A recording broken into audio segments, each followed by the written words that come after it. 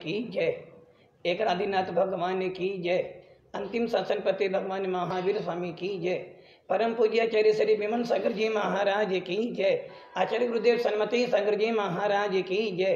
3 कम 9 करोड़ मुनि राजों की जय। भव्य आत्माओं, जैसा कि आप सब जानते हो कि पूरा विश्व आज कोरोना जैसी महाबीमारी से ग्रसित है और एक कहावत भी है, precaution is better than cure. Pre मैंने पूर्व का, पूर्व की, कौशन मैंने सावधानी। पूर्व की सावधानी उत्तम है, श्रेष्ठ है, अच्छी है। किससे? इलाज से। हम लोग क्या करते हैं, यदि हम पहले से ही थोड़ी सावधानी रख लें तो शायद हम बहुत सी बीमारियों से, बहुत से संकट से बच सकते हैं। किंतु होता क्या है, हम पूर्व की सावधानी को ना देखते हुए काम कर लेते हैं और जब वो काम बिगड़ जाता है तो फिर हमें ध्यान आता कि यदि हम पहले सावधानी बरत लेते तो शायद आज की नौबत नहीं होती। जैसे अभी हम देखें कि हमने कोई काम किया और काम करने के बाद पूर्व जो उसकी सावधानी बरतनी थी या जिन कारणों से हमारा काम बिगड़ सकता था उस पर यदि हम ध्यान देते तो शायद हमारा काम नहीं बिगड़ता। और हुआ क्या, हमने काम किया और हमने सावधानी नहीं बरती, फल क्या मिला, हमारा काम बिगड़ा।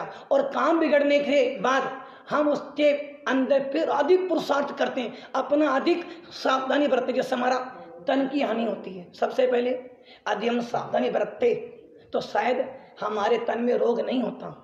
तन मैंने आपके शरीर में रोग हो गया, अब रोग हो जाने के बाद यदि हम सावधानी बरतेंगे तो हमारी पुरुषार्थ भी हो, सबसे ज्यादा हमारी मानसिकता भी। यदि वही सावधानी पहले कर लेते तो तन हमारा बच जाता। अब वो तन में रोग हो गया, अब रोग हो जाने के बाद हम सावधानी बरत रहे हैं, अधिक पुरुषार्थ भी कर रही हैं, किंतु फिर भी हमारा तन अब सुरक्षित नहीं हो पा रहा है। तन गया और मानसिकता हमारी बहुत खराब हो गई। यदि हम पहले सावधानी रख लेते हैं तो हमारी मानसिकता अच्छी नहीं, किंतु तो अब हमारी मानसिकता हर पल जी हो रही है, हमें ठीक कैसे हुआ, ये काम कैसे अच्छा हुआ, उसके बारे में हर पल सोचते रहोगे, कितनी ज्यादा संकलिष्टता आपके मन में आएगी। तो हमारा मन भी खराब हो गया। तन गया, मन गया और धन तो जाएगा ही जाएगा।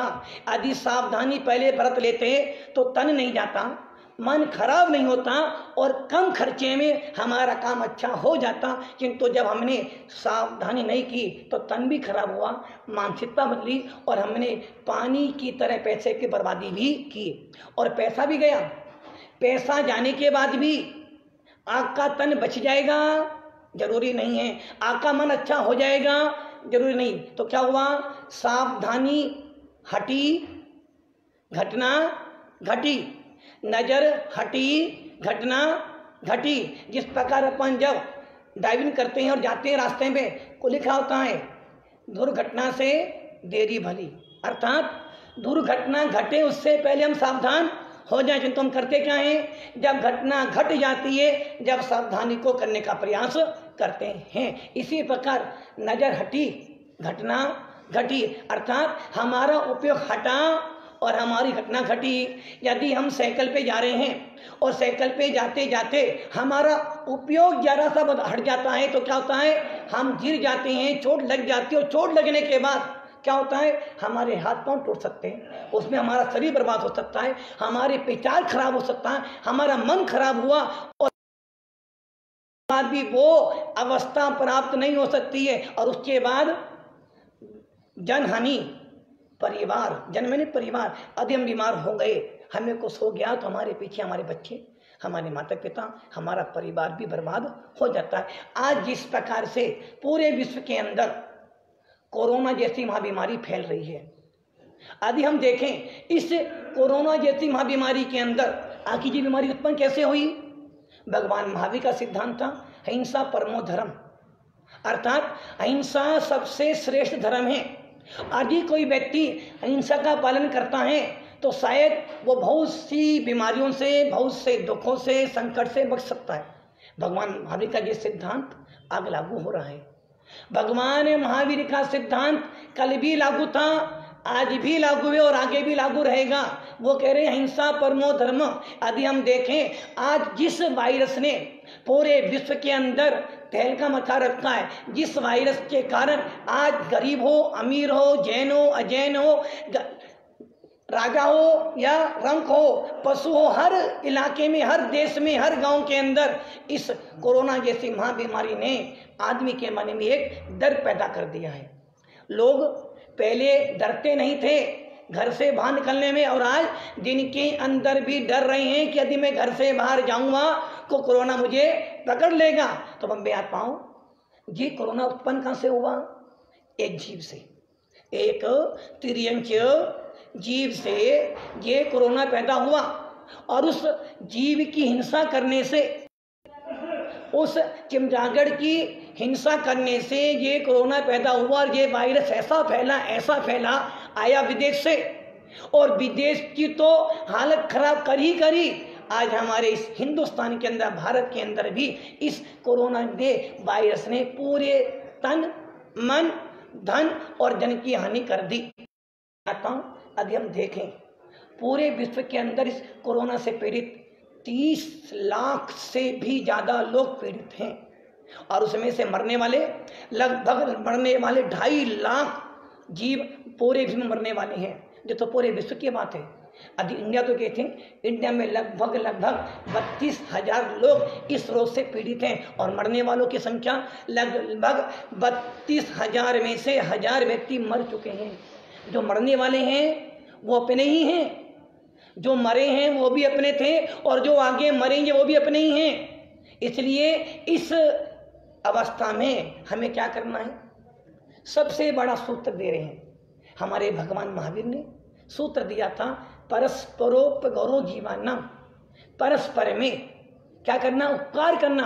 अर्थात एक जीव दूसरे जीव का उपकार करे, दूसरा जीव दूसरे का उपकार करें। यदि हम आपस में एक दूसरे का उपकार करेंगे तो हम आपस में बहुत से रोगों से बच सकते हैं। कोरोना जैसी महाबीमारी से यदि बचना चाहते हो तो आपस में एक दूसरे का भला करो।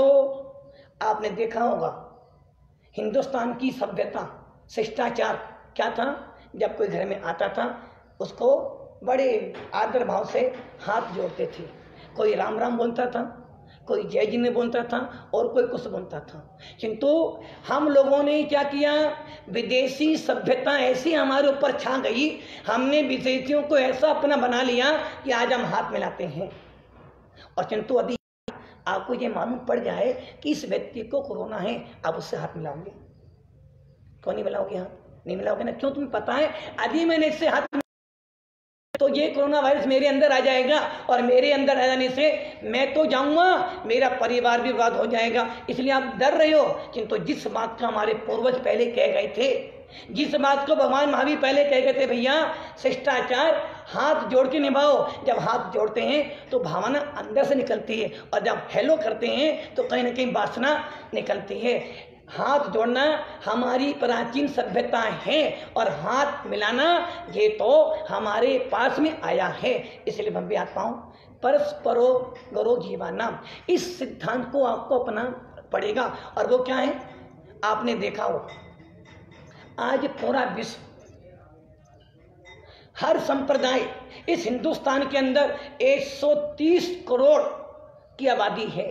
130 करोड़ की जनसंख्या क्या चाहती है? और प्रत्येक व्यक्ति का अपना अपना संप्रदाय है, अपना अपना धर्म है, और प्रत्येक व्यक्ति अपने धर्म के प्रति श्रद्धावान होना भी चाहिए। यदि जो व्यक्ति धर्म के प्रति श्रद्धावान नहीं हो सकता वो धर्मात्मा नहीं हो सकता। किंतु आज हम आपसे पूछते हैं, आज पूरे इंडिया के अंदर पार्टी है, कोई बीजेपी है, कोई कांग्रेस है, कोई लालू की पार्टी है, कोई साइकिल की पार्टी है, हर पार्टी का जीव है, हर पार्टी का नेता रहता है। किंतु उन सबके अपने चिन्ह है। किंतु सबसे बड़ा चिन्ह हमारा क्या है? तिरंगा। 130 करोड़ भारतीयों का आदि कोई प्रतीक चिन्ह है, कोई शान तिरंगा। जब तिरंगा फहराते हैं तो 130 करोड़ भारत की छाती चौड़ी हो जाती है, और जब वो तिरंगा नीचे गिरता है तो 130 करोड़ भारतीयों का मस्तक नीचे हो जाता है। उसी प्रकार आज हम सबके सब धर्मात्मा हैं। सबके सब बुद्धिशाली हैं, सबके सब पढ़े लिखे हैं। धर्म तभी हो सकता है जब राष्ट्र सुरक्षित होगा। यदि राष्ट्र सुरक्षित नहीं होगा तो आप धर्म नहीं कर सकते। जिस प्रकार आज हम घरों में बैठे अपना परिवार का पालन पोषण कर रहे हैं, क्यों? बॉर्डर पर जवान खड़ा है, वो जवान आपकी सुरक्षा कर रहा है। उसी प्रकार आज हमारे पास सबसे बड़ा धर्म है मानवता। आज इस समय सबसे बड़ा धर्म मानवता, इसलिए मानवता को बचाना है। यदि मानवता बच जाएगी तो धन तो बहुत आ जाएगा। और मानवता बचाने के लिए हमें क्या करना पड़ेगा? यदि आप चाहते हो वास्तव में आप भारतीय हो, वास्तव में आप देश के प्रति प्रेम करते हो, वास्तव में आपके मन में मैत्री भाव जगत में मेरा सब जीवों पर निहित रहे, यदि वास्तव में आप सब जीवों का भला करना चाहते हो तो कर भला होगा भला। क्या करना है आपको? आपको कहीं ना कहीं नियंत्रित होना है, कहीं ना कहीं आपको सीमा में आना है, मर्यादा बांधनी है, संयम का पालन करना है, कंट्रोल में रहना है। किसके? गवर्नमेंट के नहीं, अपने। क्योंकि हमें पता है हमारी एक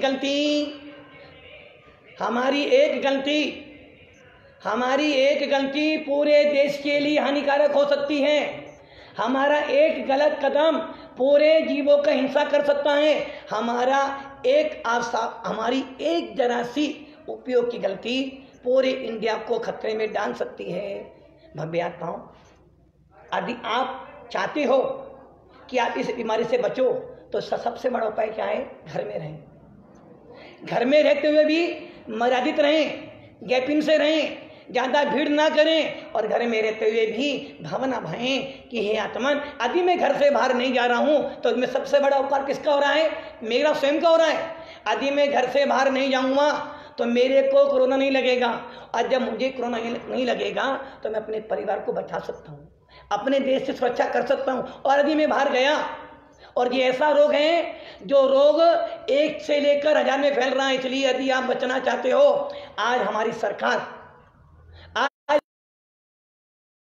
आज हमारे प्रधानमंत्री आपको बार बार सावधान कर रहे हैं, भैया घर में रहो, घर में रहो, नियंत्रण करो, सीमा में रहो, मर्यादा में रहो, लॉकडाउन का पालन करो। क्यों कह रहे हैं? उन्हें पता है कि आपकी जान, आपका जीवन इस भारतीयों के लिए, भारत के लिए बहुत बड़ी देन है। क्योंकि यदि आप हो तो भारत है, और यदि आप हो तो देश बचा रहेगा। देश के नागरिक हो। कोई भी देश धन से बड़ा नहीं होता है। यदि हम देखें अमेरिका, यूरोप, इटली जैसे महान बड़े बड़े देश जहाँ इतना अपार धन है, किंतु वहाँ कितने लोग मर रहे हैं, किंतु इंडिया सुरक्षित क्यों? अभी भी सहनशीलता दिखाई, आपका धैर्य का बांध बंधा रहा, आपने धैर्य रखा। यदि वो धैर्य नहीं होता तो आज जिस प्रकार अन्य देशों में जीव मर रहे हैं, वैसे इंडिया में होता। आपने साथ दिया। किसका साथ दिया? सरकार का नहीं दिया, आपने अपने भाइयों का साथ दिया। आपने अपने पुरुषार्थ के, अपने देशवासियों के प्रति आपने भावना व्यक्त की, आपने राष्ट्र भावना प्रेरित की कि प्रधानमंत्री मैं भी इस देश का नागरिक हूं, मेरा दायित्व बनता है। उस दायित्व को निभा रहे हो, और निभाते निभाते आज आपने लगभग 36 दिन लॉकडाउन के पालन किए हैं। किंतु मैं एक बात और कहना चाहूँगा, जिस प्रकार एक विद्यार्थी होता है ना, साल भर पढ़ता है, साल भर पढ़ने के बाद जब परीक्षा आती है, दिन भर पढ़ता है, रात भर पढ़ता है, किंतु जैसे पेपर देने जाता है तो वो धैर्य छोड़ देता है। अब उसने साल भर मेहनत भी की, पढ़ाई भी की, रात दिन पढ़ा भी, पेपर देने भी गया, पेपर लिखने बैठा और उसने अपना धैर्य तोड़ दिया। क्या हुआ? सारी मेहनत आपने भी वही काम किया है। आपने 35 दिन 36 दिन लॉकडाउन का पालन किया, अच्छी तरह पालन किया, और आपके सहयोग से, आपके धैर्य से, आपकी पुरुषार्थ से आज इंडिया सुरक्षित है। यदि आपने 35 दिन धैर्य रखा और यदि आपने आगे अपना धैर्य छोड़ दिया तो क्या होगा? आपके 35 दिन की पूरी मेहनत खराब हो जाएगी। इसलिए भव्य आत्माओं, समझदार हो, पढ़े लिखे हो, और पढ़ा लिखा व्यक्ति सबकी सुरक्षा करता है। इसलिए आपको ये ध्यान रखना है कि मैंने जिस प्रकार 35 दिन सहनशीलता रखी है, जिस प्रकार मैंने 35 दिन अपने आप को बचाया है, यदि 35 दिन और भी आ जाते हैं और मेरे पुरुषार्थ से यदि मेरे घर में रहने से मेरा देश बचता है, मेरे नागरिक बचते हैं, तो समझना आपने सबसे बड़ा उपकार किया। आप मैंने भगवान महावीर के सिद्धांतों को जियो और जीने दो, स्वयं भी जियो और दूसरे को भी जीने दो। ये कब होगा? जब आप नियंत्रण में रहोगे, सीमा में रहोगे। दूसरी बात, आज वो लोग, मानता हूं लॉकडाउन होने से, घर में रहने से आपका मन नहीं लग रहा, हो सकता है आपके मंदिर जाना है, मेरे मंदिर दर्शन नहीं हुए, मुझे पूजा करनी है, मुझे महाराज के पास जाना है। अरे भैया, हमारे यहाँ भाव पूजा भी तो आई है, भावों से वंदना कर लो। आपकी एक भाव वंदना आपके असंख्यात कर्मों की निजना कर सकती है। और आपकी एक दर पूजा करने आप गए, हो सकता है आपकी उस पूजा से लाखों व्यक्ति आपके रोज से ग्रसित हो सकते हो, स्वयं आप भी बीमार हो सकते हो। इसलिए पूजा करना, पूजा का अर्थ है शुद्धि, पूजा का अर्थ है अपनी आत्मा की कसाई कम करना, और पूजा होती है विश्व कल्याण के लिए। इसलिए भाव पूजा करें, घर में बैठकर आंख बंद करें और बड़े भक्ति भाव से जिनेंद्र देव की स्तुति पढ़ें, गुरुओं का हाथ जोड़ें। टीवी आपके पास में, टीवी ऑन करें। और दिनों में आप टीवी देखते हो और शांति धारा देखते हो, अरे अब इस उपयोग का इस्तेमाल करो, ताकि आप सुरक्षित रहोगे तो परिवार सुरक्षित रहेगा, परिवार बचा रहेगा तो आपका मोहल्ला बचेगा, नगर बचेगा, और नगर जोड़ते जोड़ते हमारा पूरा देश सुरक्षित हो जाएगा। इसलिए आप सब लोग जो मेरी बात सुन रहे हो, समझदार हो, मैं आपको समझाऊं, आपका जीवन बहुत महंगा है। आपका एक जीवन आपके लाखों जीवन दे सकता है, और आपकी एक गलती लाखों जीवन छीन सकती है। इसलिए जितने भी धर्म गुरु हैं, किसी भी संप्रदाय के धर्म गुरु हो, उन सबसे निवेदन है कि आप अपने उपदेश में, अपने भाषण में, अपने अनुयायियों को ये आदेश दें कि भैया लॉकडाउन का पालन करो। सबसे बड़ा धर्म है यदि मानवता धर्म। यदि आज हम लॉकडाउन का पालन करेंगे तो कल धर्म कर सकते हैं। यदि हमने आज लॉकडाउन तोड़ दिया तो कल धर्म करने के लिए हम जिंदा नहीं रह पाएंगे। इसलिए प्रत्येक धर्म गुरु का दायित्व बनता है। प्रधानमंत्री अकेले प्रधानमंत्री का दायित्व नहीं है, अकेले राजनेता का दायित्व नहीं है। जो धर्म के गद्दी पे बैठे हैं, या प्रत्येक मानव का ये धर्म है कि अपने राष्ट्र को बचाएं, अपने देश को बचाएं। इसलिए मैं भी आता हूं, आप सब लोग, इस कोरोना महाबीमारी कोई बड़ी बीमारी नहीं है। यदि हम सब एकजुट हो जाएंगे तो इस बीमारी को हम भगा सकते हैं। अगली बात, देश में ऐसे लोग भी